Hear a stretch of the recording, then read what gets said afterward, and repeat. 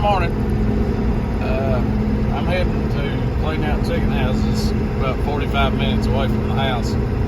We do this on the side for a little extra fertilizer, a little extra income, because we do clean out and sell litter as fertilizer. So I'll be down there in about another 15 minutes or so. We'll show you kind of what we do there. It's been a struggle. There goes. Alright, we'll catch you in a minute. Alright, we're here cleaning out chicken houses.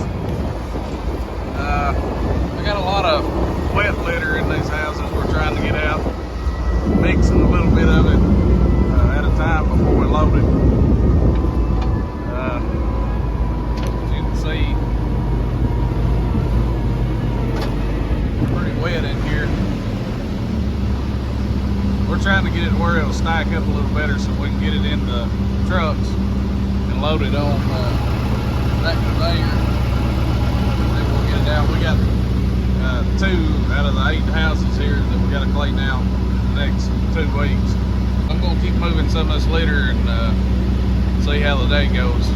Hoping to get at least 3 loads out if Jeremy can make it back in time. Catch you in a minute.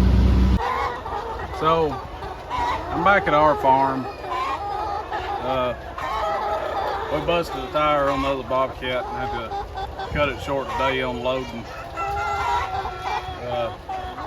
I was going to show you these bin tracks and how we feed. It's all automated. These birds feed at 5 o'clock in the morning.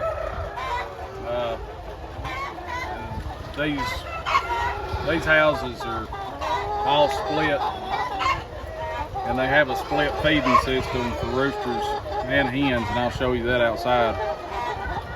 But what these are telling me right now is I can go to batch amount. It's on batch amount now, but I can go to gross amount, and it shows me how much feed is actually in my bin right now, which is 18,400 pounds. What I'm going to do is I want to feed a little earlier in the morning because, like I said, we're swapping over our time change. So I'm going to stop this. I'm going to go into schedule. I want these to feed it. The rooster feed to run up in the house at 3:55. I want 194 pounds for my roosters. So it's showing me I'm going to run up 194 pounds in 11 hours and 44 minutes. Do the math, that's what time it is. Hen feed, I'm going to do the same thing. I've got to take a little bit of feed off of them. It's kind of dirty. I'm going to stop it. I'm going to run the schedule. I want them to feed at 4:10. And I'm going to take 20 pounds off of them. They're at 21.90 now. I'm going to do 21.70. So now they're all going to feed into the house in the morning. And what that's doing is it's telling this bin that's out here. It's telling this bin I want this amount of feed at this time in the morning. You've got the Herd Star box. These bins are 6-leg bins. Let me back up a little bit. And all of these black triangles that you see, those are all scales. This whole bin is being weighed at the same time. They're 32-ton bins. We don't normally put that much in them because our actual scales are not built for 32 ton. So what it's telling from inside the house is the right side auger is going to feed out my rooster feed, which is 194 pounds. The dual augers on this side, that is going to feed out 2,170 pounds for hens. And what that does is it comes from the boot on the bin up these augers. short time flex augers. Goes inside the house, right here. You can see the wiring going in from the bend track scales from the inside. And then, oh yeah, well this is I've got 4 bends, 2 per house. It's going to run both ends. It's they're technically, we call this a 2-house farm. The integrator calls it a 4-house because they're split kind of in the middle as far as feeding. So you've got bin 1, bin 2, bin 3, and then bin 4, and they are numbered. So that's going to come in the house, as you can see right there. And then that feed comes in, continues on with the dual hen lines. As you can tell, now we're backwards. These 2 are your hens, that is your rooster. They continue on, and they're going to fill this hopper, and then that leg stops here. So it's going to feed these 2 hoppers, that one leg feeds these 2, and then these 2 lines continue on. So now you've just got one hen field over here and a rooster field. That rooster field stops right there, fills that bin, and then on the other side you can see the hen field goes there and there. What it does have, that's kind of what I would call old school that we used to have in the old broiler houses, was this bin will fill all the way up, and it will run up in this tube, and it'll continue on the flex auger until it reaches this control mode. And inside this hopper has got a switch. This is what we call a limit switch. As you can see, it's kind of dirty. With that limit switch, this feed will fill up and trip that limit switch. It don't take much pressure at all. That limit switch, once the feed fills up, cuts this off so your feed don't overfill and burn up your motor. So those switches are incredibly important. And of course, they're just wired up here. Those are going to run on, you're going to have 2 per side, or 2 per end of the barn. You're going to have one here, and this one, and then you're going to have one over there. It's going to do the same thing. So that's kind of run down of how the feed gets in the house. Now at 5 o'clock in the morning, after these run the feed in the house, it's going to know how much feed is left. This is a bin level and a batch progress.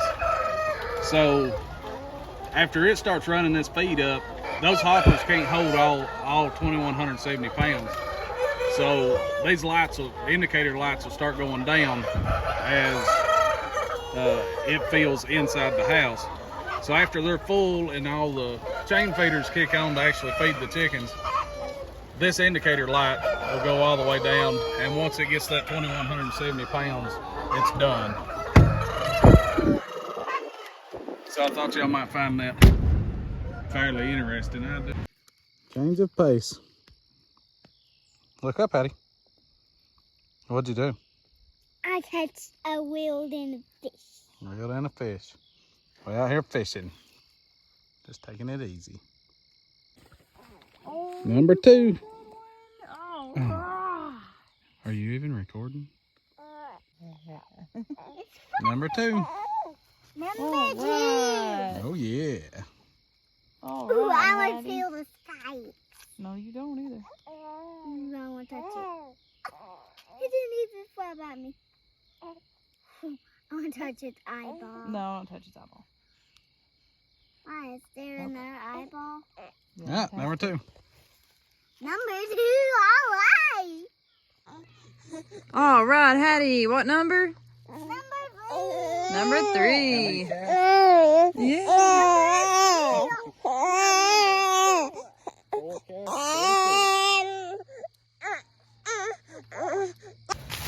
Okay, Hattie caught 5 fish.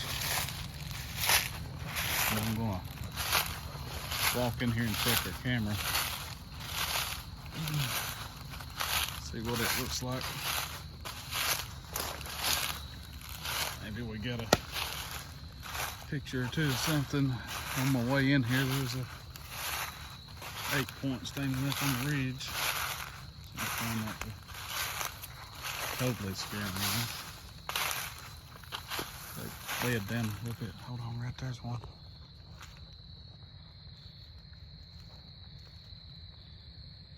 See that little buck right there? It's a pretty nice little buck.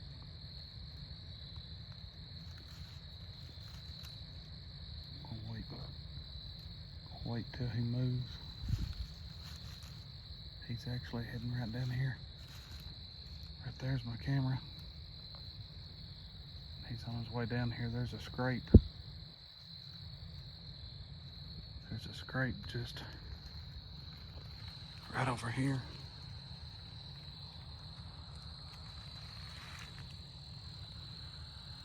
You can't see it, but there's another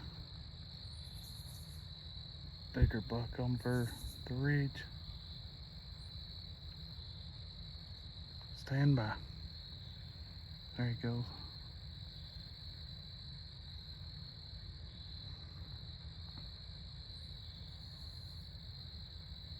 He's right behind this bush.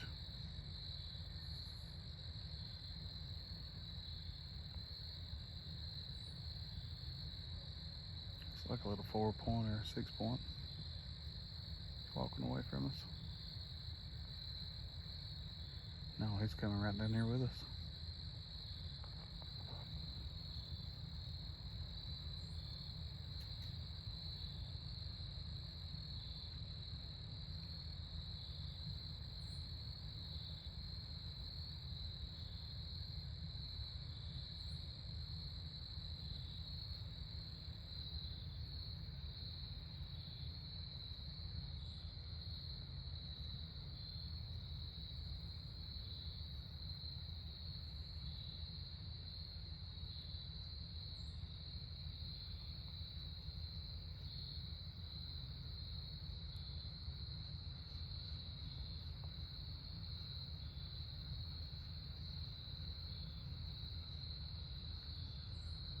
Try not to scare him off.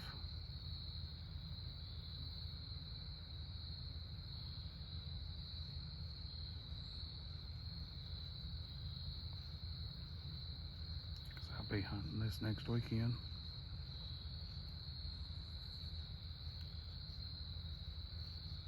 So I'm kind of see where he goes.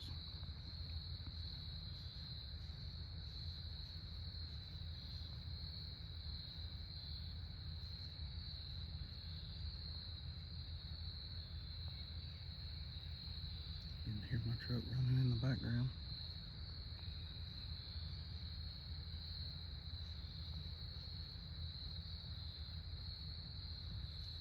Okay. He's pretty well outside. I'm going to slowly walk over here and check my camera. Real gently like.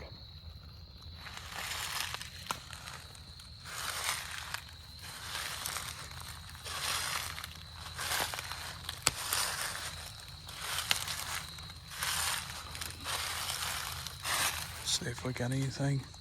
I'm gonna be real quiet while I'm in here. Okay, so all I had was one. Had one picture, one coming in. You can't really tell it, but it's way down here in this corner. I can just barely make out its eyes. That's the only good, even decent photo that I had.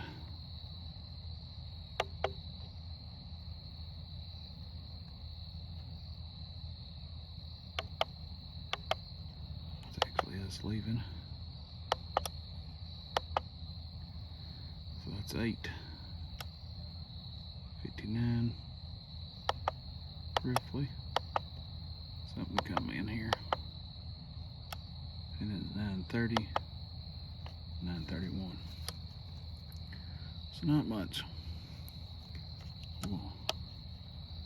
We're gonna try again. See if we can get anything on camera. So they're coming late at night over here, coming into a bedding area. And then that one buck,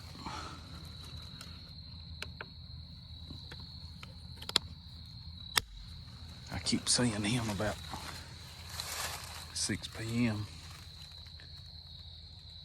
and I'm hearing deer now off in the distance. So we're gonna sneak out of here and call it a night. We're gonna go back down the valley tomorrow and see if we can get some more litter up. Called and told me this evening that we're gonna have to be out of there by Monday. Today's Thursday, and we're still pretty far behind to be able to do that. So, let's see if I can see anything as I walk out here. It's out in the field.